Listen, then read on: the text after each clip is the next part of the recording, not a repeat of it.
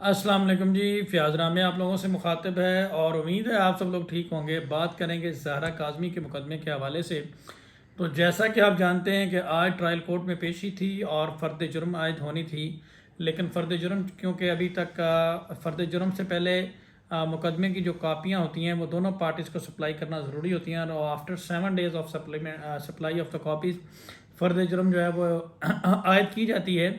فرد جرم basically framing of charge کہتے ہیں، جو کہ عدالت کی طرف سے پراپر طور پر ایلیگیشن جو ہوتے ہیں وہ لگائے جاتے ہیں، جس کو ہم فریمنگ آف چارج کہتے ہیں، اور ملزمان کو وہ پڑھ کر سنائے جاتے ہیں، اور اس کے بعد باقاعدہ طور پہ ٹرائل کا جو ہے وہ آغاز ہو جاتا ہے۔ تو اب اس کے لیے 10 دسمبر کی ہیئرنگ ہے، اور اس کے ساتھ ہی آج ایک بڑا مذاقیہ قسم کا ماحول عدالت میں ہوا، اور میں آلویز کہتا ہوں کہ یہ ایک ان کا جو سینئر ان کے کونسل ہیں وہ اسلام آباد میں ہوتے ہیں، اور جو جونیئر کونسل ہیں کیا وہ تھتے ہیں۔ میں نے لاسٹ ٹائم مذاق کیا تھا، تو آج یہ تو انہوں نے پروف کر دیا کہ یہ واقعی تھتے ہیں۔ اس کی وجہ یہ ہے کہ دیکھیں انہوں نے اپلیکیشن دی ہے کہ بچی جو ہے اس کو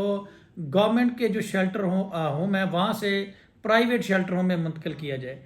تو یہ میں بڑی اس بات پہ ہنسی بھی آ رہی ہے اور مایوسی بھی ہو رہی ہے۔ وہ اس بات سے ہو رہی ہے کہ دیکھیں، اور بیس کیا بنایا گیا ہے کہ بچی گورنمنٹ کے جو شیلٹر ہوم ہے وہاں پہ محفوظ نہیں ہے، اور پرائیویٹ میں جو ہے محفوظ ہوگی، کیونکہ وہاں پہ ایک سینئر منسٹر جو ہیں گورنمنٹ کی وہ اس کے اوپر اثر انداز ہو رہی ہیں۔ تو یہ ہم نے جو کلیہ اور قاعدہ دیکھا ہے، عام طور پر لوگ جو ہے وہ زیادہ تر جو اپنے آپ کو سیکیور سمجھتے ہیں وہ گورنمنٹ کے ادارے میں بچی کی کسٹڈی کے حوالے سے سمجھتے ہیں، لیکن یہ جو پہلے وکیل صاحب آئے ہیں دنیا میں جنہوں نے کہا کہ پرائیویٹ ادارہ جو ہے وہ زیادہ سیکیور ہے،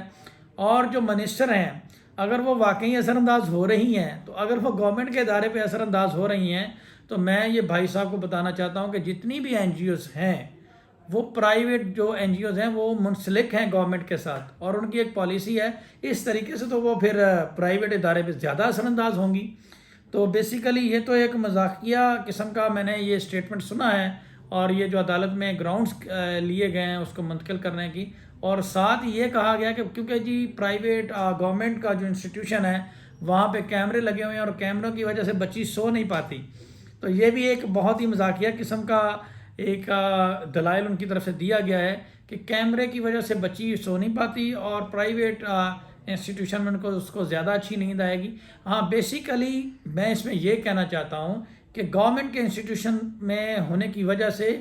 بچی کی نیند تو صحیح ہے، ان کی نیندیں اڑی ہوئی ہیں، کیونکہ ان کا رابطہ بچی سے نہیں ہو رہا، عدالت نے پابندی لگائی ہوئی ہے۔ اور پرائیویٹ این جی او میں اس لیے چاہتے ہیں کہ وہاں پہ پیسے دے دلا کے، اور پرائیویٹ جو این جی او اس کو خرید کے وہاں تک، تاکہ ہماری بچی کی ایکسیس ہو سکے اور ہم بچی کو پھر سے برگلا سکیں، ڈرا دھمکا سکیں، اور اس لیے یہ کلیم کیا گیا ہے۔ اور یہ ایک بھونڈی قسم کی اپلیکیشن اور یہ بھونڈی حرکت جو کی گئی ہے وہ آپ کے سامنے ہے کہ عام طور پہ کہ جو گورنمنٹ کا ادارہ ہوتا ہے اس کو زیادہ محفوظ سمجھا جاتا ہے، اور گورنمنٹ کے ادارے سے اگر پرائیویٹ میں کوئی لے کر جانا چاہتا ہے تو وہ اس کی وجہ کیا ہو سکتی ہے وہ میں نے آپ کو بتا دی۔ لیکن ویڈیو کے آخر میں میرا یہ سوال ہے کہ اگر تو بچی چائلڈ پروٹیکشن بیورو جو کہ گورنمنٹ کا ایک ادارہ ہے، اس میں اگر بچی کی کسٹڈی کے حوالے سے کچھ ہو جاتا ہے تو اس کی ذمہ داری ہے، اسٹیٹ رسپانسیبل ہے۔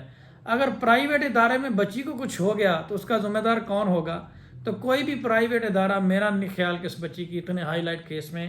کسٹڈی لے گا۔ اگر وہ لے گا تو اس کے جو سیفٹی اینڈ سیف گارڈز ہیں اور جو اس کی ایپریہینجن آف ڈینجرز ہیں اس کا ذمہ دار وہ ہوگا۔ تو آپ سب لوگوں کا بہت شکریہ، انشاءاللہ رات کو لائیو سیشن میں ملاقات ہوگی۔ آپ سب کا بہت شکریہ، اللہ حافظ۔